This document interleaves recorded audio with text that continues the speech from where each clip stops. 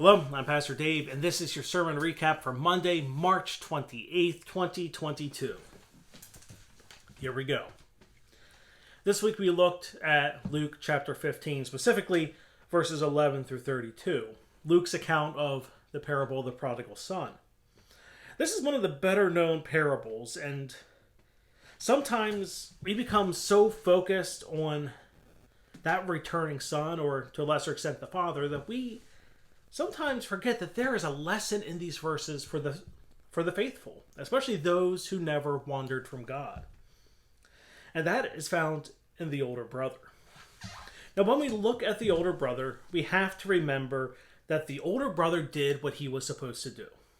He stayed home. He stayed faithful to the father, and he contributed to growing the wealth of the father.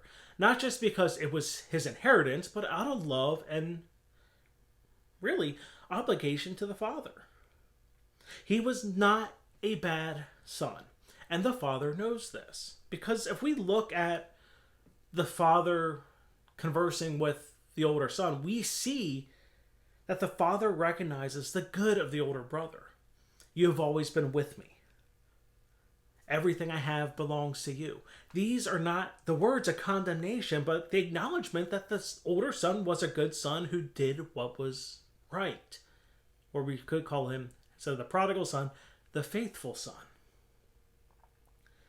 And it's important to remember that the father recognizes the faithfulness and what was coming to the older son.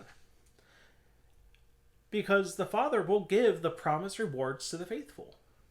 Just as this father would give to the older son, God gives to those who are faithful to him and have stayed loyal to him.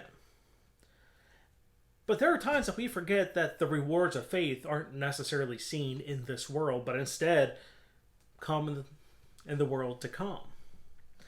That becomes hard when we see others, those prodigal sons, getting rewards in the world now. We forget about the rewards that are coming and how much better those rewards will be than what we could ever experience on earth.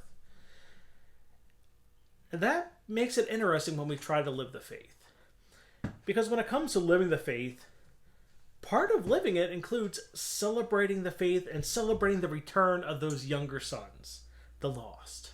In other words, the faithful still need to celebrate the return of the lost.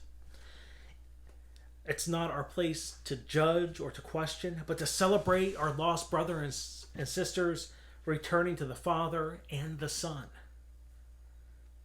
So when we read or we hear this familiar parable, we have to remember that it's also not all just about the sons.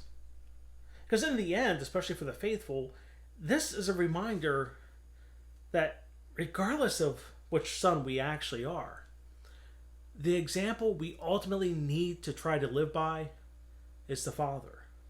We need to follow the Father's loving example and not the self-centered lost son. And not to become that lost son.